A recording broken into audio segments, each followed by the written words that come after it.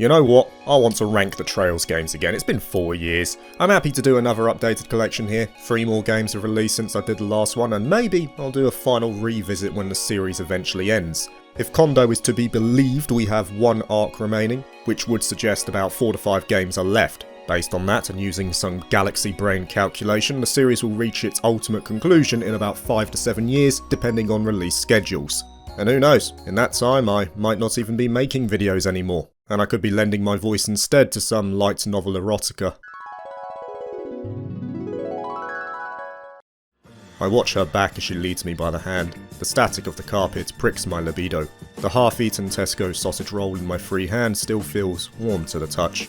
As she pushes aside the gossamer curtain, the material caressing my back as I enter the incense-filled room of desire, I'm seduced by her caring touch to the— Anyway, 13 games to go over. I'm gonna attempt to keep it as spoiler-free as possible too. Strap yourselves in.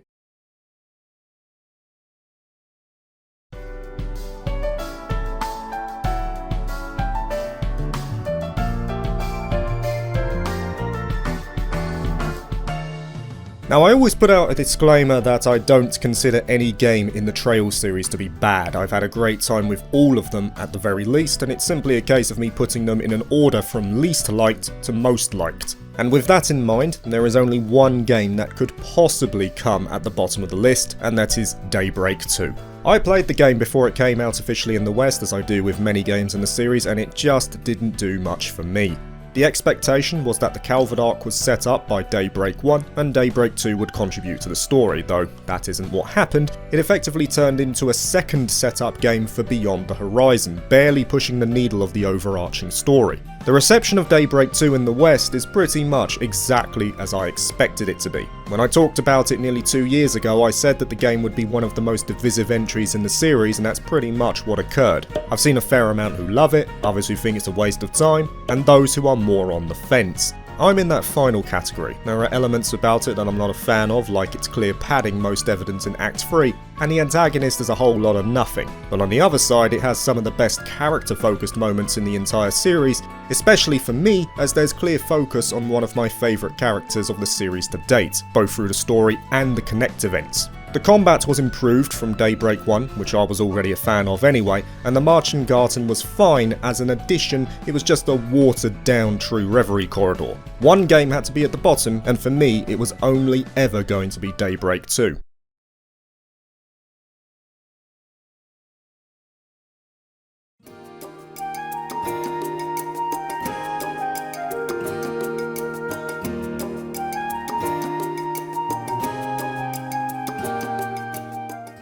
Next up at number 12 is Cold Steel 2, which has indeed changed positions from the last time I did this. In fact, the bottom 4 consistently shift for me every couple of months or so. Something will re-enter my mind from a previous playthrough that will either work in the game's favour or discredit it. And on this particular day, Cold Steel 2 is second from last. Cold Steel 2 opened up the map of Eastern Erebonia, at least from Act 2 onwards. You get control of the Courageous and move around the map during the beats of the Civil War, all the while finding students of Thor's military academy. My main issue of the game is still the same as it was back when I first played it. Even by Trail standards, the pacing is a bit slow. Not necessarily bad, just slower than usual as you're hopping around the land via the Courageous to do side content and the like.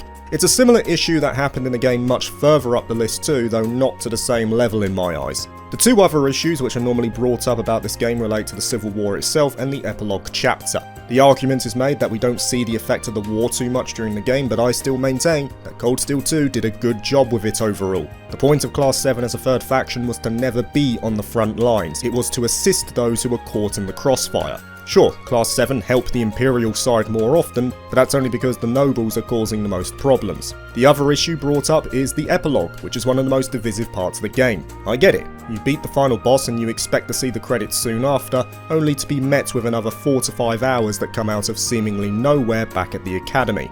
But underneath the surface, it is arguably the most important part of the game and the key sequence in setting up the latter half of the Erebonian arc. The epilogue chapter was exactly what Class 7 needed to show how important each of them were to each other, which of course becomes very prominent as the series goes on. So all in all, I'm perfectly fine with that. One of the only things I'm not a fan of is the new Game Plus exclusive cutscene, something important to the wider story, yet it's locked behind 2 playthroughs of a 50+ hour game. Thank goodness for YouTube. Even though Falcom have done it in other games too, I'd say that instance is the most egregious to date.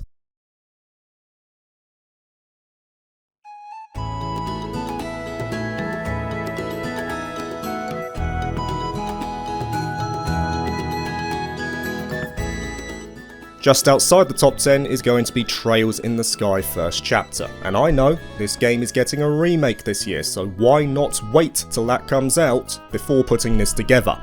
Well, for me, yeah, there's going to be that graphical overhaul, the combat is getting a shake-up, and there are going to be some additions to the story for the sake of continuity, but let's be real, about 90% of that story is going to be similar to the original. It's my most anticipated game of the year, but I'm not expecting it to be overly different to the original entry, nor would I want it to be. And even saying that, Sky First Chapter is still a great game 20 years on. It's got a host of memorable moments within it and feels like a real adventure as we meet Estelle and Joshua for the first time in their quest to become fully qualified bracers, mapping out the smaller nation of Laberle in the process. The 2 leads are a perfect match for each other too in terms of what they bring to the table. Estelle has that more brash and go-getter attitude, while Joshua is a lot more analytical. There's a clear connection between them that makes them dependent on the other, something that becomes important in the later games. Yet there's 2 reasons why Sky First Chapter ends up lower on my personal list. One is more linked to the game, the other is due to a more personal reason. The gameplay reason is linked to how slow the first 10 hours are. Sky First Chapter is certainly a slow burn in those opening moments. It makes sense, it's the first game in a brand new world, it stands to reason that there needs to be explanation of certain key elements like orbments for example. It also makes sense narratively. Estelle and Joshua are junior bracers, they're not going to get involved in the more heavy jobs at their lower rank. They have to earn that through their actions. It makes sense, but it does take a bit of time to find its feet regardless. The other reason is because I played Sky First Chapter years before actually hooking onto the Trails series. I first played it back in 2014. I had just finished university, I saw the reviews and how cheap it was, so I tried it out and bounced within 5 hours. Now part of that was due to my own circumstances. I had other things going on and had a gaming hiatus soon after for about 3 years. But on the other side, I saw little reason to stick around. Sky First Chapter initially did not hook me in, and for that reason, despite it being a great first game in this long-running series, I have to put it below the game that did in fact bring me in.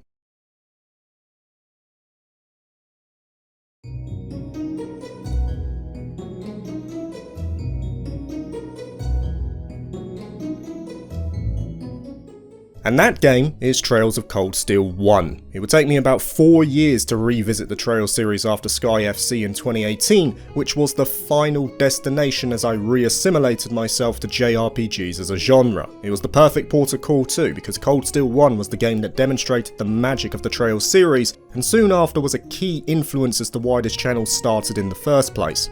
That sort of influence can't be so easily forgotten. Sure, Cold Steel has some warts here and there, it shares in the slow pacing of Sky First Chapter in some respects, but I was pretty much completely on board for this game from minute 1 and I'll always have a soft spot for it. I admit, as I've played more of the games, it's found itself further down my own personal list, but there is that element of nostalgia tied to it for me. It has that special position that will never be replaced in my mind. Sure, Cold Steel is a rigid introduction to the land of Erebonia. You do errands at school, you fight your friends, you go on a trip, rinse and repeat. I mean, this is a big place and we need it in order to embark on the grand tour in the sequels. An introductory game like this is a mainstay of the series and that's never been an issue for me. My biggest problem with Cold Steel has always been the handling of the original Class 7, who just don't get enough development outside of some key moments, which is another reason why the epilogue sequence in Cold Steel 2 is so important. I feel that the group is simply too large, and combine that with optional bonding events which handicap the natural growth of the members, the first Cold Steel title shoots itself in the foot on an aspect that Trails games are naturally strong in, that being characterization. The whole point of Cold Steel is to show the bond of Class 7 and how it gradually grows over time, though we don't see it too often. A lot of the development of the group is done off-screen as they are split up for their field studies, and we only see things from the narrow perspective of Reen. This issue of perspective is soon remedied in later entries too, which I am thankful for. Yes, there are good moments between the likes of Eustace and Marcius, plus the reconciliation of Fee and Laura, but there are also some characters who are just left to fend for themselves and feed off scraps, like Elliot or Gaius. Maybe if fate saw me hooked on Sky first chapter, then it's quite possible Cold Steel 1 would be just above the bottom spot, but it isn't. I owe a lot to this game and I'll still look at it fondly come the end.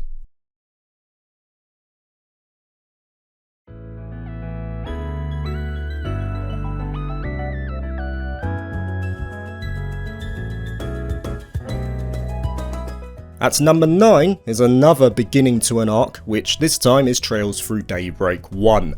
No doubt an amazing game to me. It was my favourite JRPG of 2022 when I played it with the Zero Field overlay. Once again, thank you to them for doing that in the first place. And Daybreak 1 was a game that I looked forward to before its Japanese release. I was keeping an eye on all the updates via Famitsu, jumping into the streams and checking out the new gameplay was going to unfold. And in many respects, Daybreak 1 did not disappoint. The characters like Van, Elaine, Aaron and Agnes are great. The more gritty nature of the Daybreak games was a welcome change of tone, and the whole idea of being a Spriggan was just a neat angle to go down, having a character like Van who bridged the gap between shadow and light through his work. It was nice to get that perspective of the underworld, so to speak, through the work he did. Now, there's no doubt to me that the combat of Daybreak 1 has been improved in its 2 direct sequels, but I was a fan of it in this first installation. Still am in many cases. Sure, the field combat is basically a glorified preemptive strike, you can't really kill enemies with it for the most part, but the whole idea of stunning the enemy and then seamlessly transitioning over to the turn-based mode was fresh. It was new for the series and a welcome change as well. I think Falcom did well with it. As for the story, it was decent. I personally find myself enjoying the later entries of an arc anyway, as that's where the connections to prior games start to become more prominent, but Daybreak 1 still has the odd sprinkling of Trails goodness in terms of certain returning characters and nods to other games. The stardust of Trails as a series wasn't on full display as much as other games in the series, but again, I don't expect too much of that in the first game for an arc. It's just natural that a game like this is more standalone by nature. And as a mostly standalone title, Daybreak 1 is still great.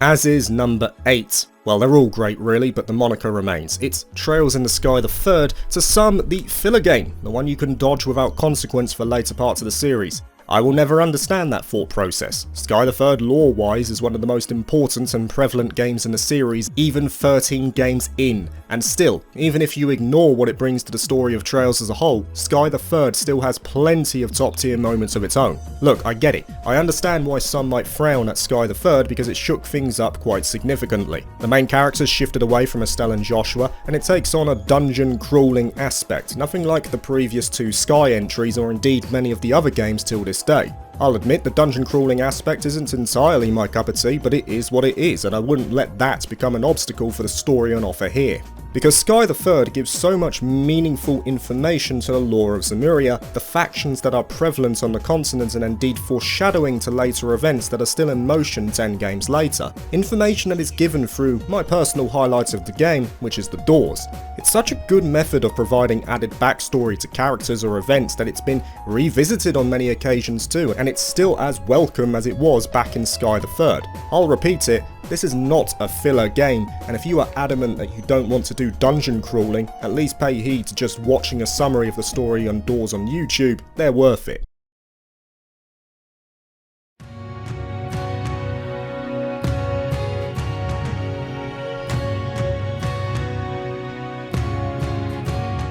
Right, starting to get to the business end now, because it's getting very difficult for me to split them apart, but number 7, that is going to Cold Steel 3, effectively the beginning of the second half of the Erebonia arc. We have a time skip of just over a year, a very important event happens in between in the Northern War that contributes to Reen's character in this entry. There is an anime for that too, but don't even bother. and it's sort of a bridging point for other games in the series too. In essence, it's similar structurally to Cold Steel 1. You go to school, you do errands, you fight your friends, you go on school trips, rinse and repeat, but that's a disservice to Cold Steel 3 and its wider importance in the series because it has a number of hard-hitting moments if you've played the 7 games prior, in particular the Sky trilogy. But in addition, I just think that Cold Steel 3 has many elements within it that are stronger than Cold Steel 1. The new characters that Reen is now instructor of in New Class 7. Not only is it a smaller group, but I just found myself more in tune with their chemistry than the originals. They had way more chances to shine than their predecessors. I do think the game is a bit longer than it needed to be, but it hits you with so many jaw-dropping moments and revelations compared to the other titles, especially from Chapter 4 onwards. The game just goes all out on several occasions during your journey through Western Erebonia, and I dig the growth of New Class 7 during that period. They really feel like a group that supports each other as the hours pass by, with a bit of banter thrown in for good measure. The combat had a decent addition with the Brave Orders that gave an extra dimension to the turn-based gameplay, though they were admittedly a bit too powerful in this iteration. But all in all, Cold Steel 3 is a very solid entry for Trails, a lot to love with this one.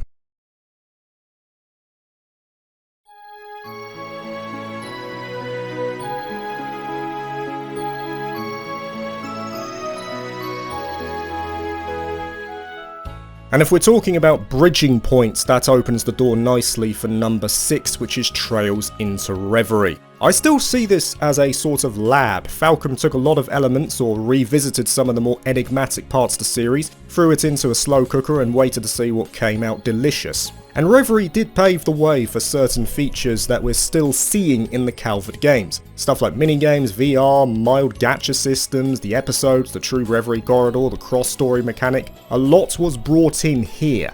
And what I really like about Reverie is that it has a clear position and purpose within the mythos of Trails, in that it's an epilogue essentially. It's a part of the series that rounds out the Erebonia and Crossbell arcs, while also bridging the gap to the Calvert Republic, and it achieves its task well.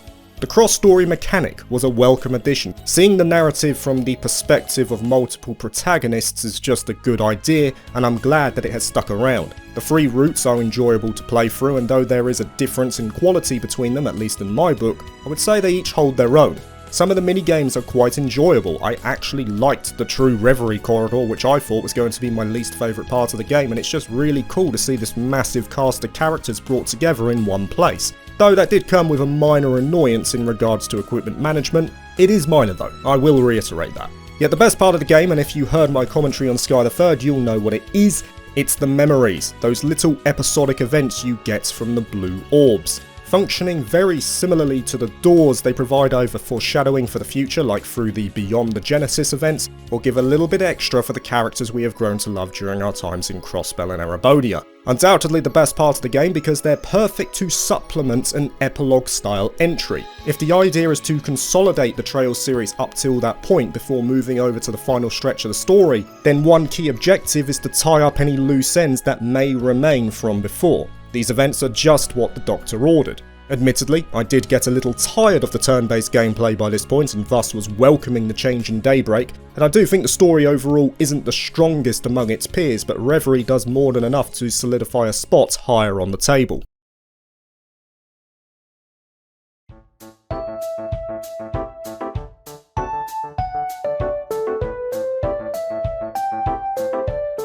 Now we break into the top 5, and number 5 for me is the last of the introductory titles, which is Crossbell's entry Trails from Zero. Zero for me is the one exception to the ARC beginner games. Despite being the origin of a new story within the world of Trails, it has so much of that sweet Trails magic within every line of its code. I remember playing Zero for the first time and I was right on the edge of my seat from around chapter 2 onwards. Without disrespect to the other games, in my opinion, it's more compelling than Sky First Chapter or Daybreak, and it has a character roster that is stronger than Cold Steel 1. Zero is already off to a winner from its location alone. It's no wonder that Falcom revisited Crossbell on many different occasions. The city itself, caught between two superpowers, is the perfect stage for a seemingly insurmountable obstacle, especially for a group of rookie detectives like the newly formed Special Support Section, who ever so slowly chip away at the rot and mould surrounding Crossbell as a state. I'll always maintain that one reason why the SSS are so good is because they are not given anything. They have to show they are worthy of trust. It stands to reason that a lot of the other parties around them, like the Crossbell Police, are doubtful of them at first, and thus it lies at the feet of Lloyd and the group to earn their stripes. Add on to that its very compelling and emotional story, and its irredeemable yet brilliant antagonist, and there's very little to dislike for me. And for me, it speaks to the quality of the Trails series overall, that there are 4 more games that took me for a loop more than 0 did.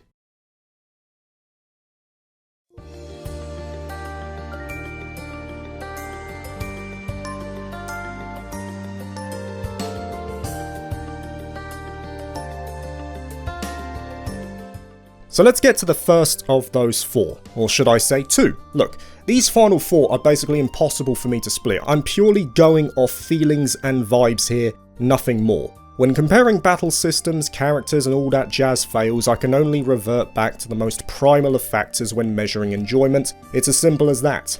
Which of the 4 is the most memorable to me? And in light of that, I cannot split Sky's second chapter and Trails Beyond the Horizon. They will be taking a tied spot of 3 and 4. Let's just say third spot belongs to both of them.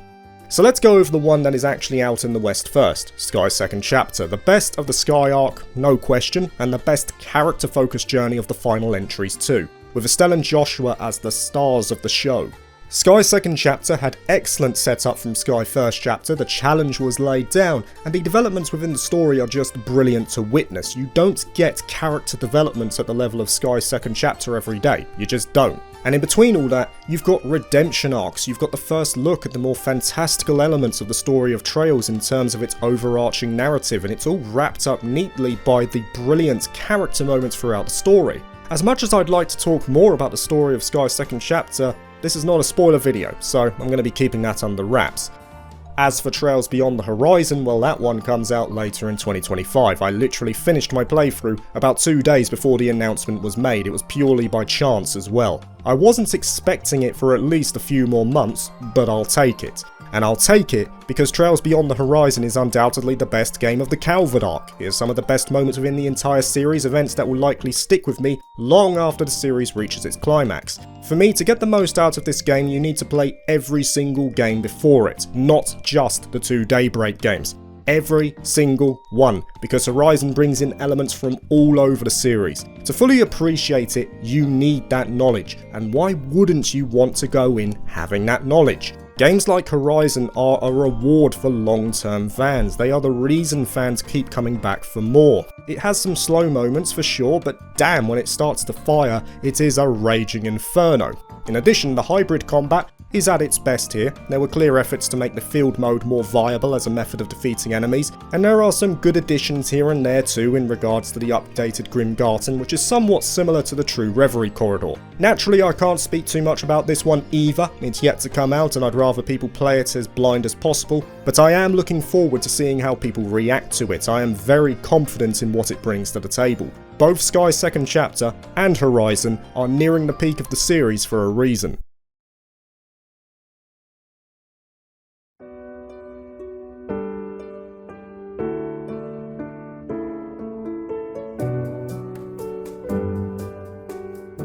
But we've still got 2 more to go. And I know that number 2 is going to shock many. It's one of the most divisive games in the series in that same bracket as games like Sky the Third or Daybreak 2, but I'm firmly on the side of love for this one. It is the culmination of 9 games worth of content, it goes out with a bang and doesn't pull any punches. It is Trails of Cold Steel 4. It's got the interconnectivity, it's got the intriguing premise, or at least for my taste it does, and it puts the best parts of the Cold Steel arc front and centre for the story, like the Divine Knights, which I'll always maintain are one of the coolest parts of the entire series. It's no wonder that they're getting modoroids nowadays. They give a unique flavour to Cold Steel as a whole and are a big reason why I look on the finale of the arc so fondly. As for the rest of the story, there is a certain part of it that draws criticism in terms of taking agency or impact away from prior events in the series, but I was fine with it. In fact, I think it needed something like that to make Cold Steel work. Small scale wasn't going to cut it anymore, not to mention it aided massively in the backstory of a certain character we've known since Sky the Third. There you go, there's another reason to play it.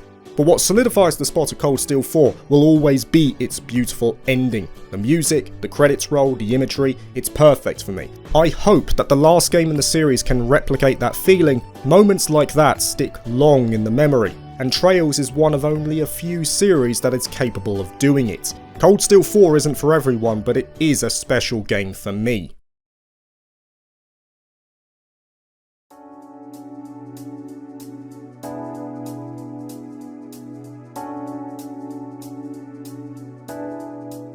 But even a special game loses out to near-on perfection, which for me is Trails to Azure, and I'm gonna be real, I don't think any game that releases in the lead up to the end of the series will top Azure. It just epitomises everything I love about the Trails series and is one big reason why I hold the Crossbell arc in such high regard. It takes all the good stuff from Zero and dials it up a few decibels. The situation in Crossbell becomes even more dire in this sequel, but you've got the introduction of key organisations, you've got elements of governance that open the doors to the faces of power, representing the likes of Calvin and Erebonia. There's deep character moments, the music is brilliant as it always is, but for me, Azure has the best collection of songs throughout the entire series. I can't come up with enough superlatives for the game. While I do always state that no game is infallible, Azure is very close to that. And of course I can't talk about Azure with at least giving a little nod to the ending of the game, still to this day my favourite moment in the series bar none. When I saw it for the first time I had to stop. I put my controller down, got out of my seat, paced around the room with the odd glance back at the screen.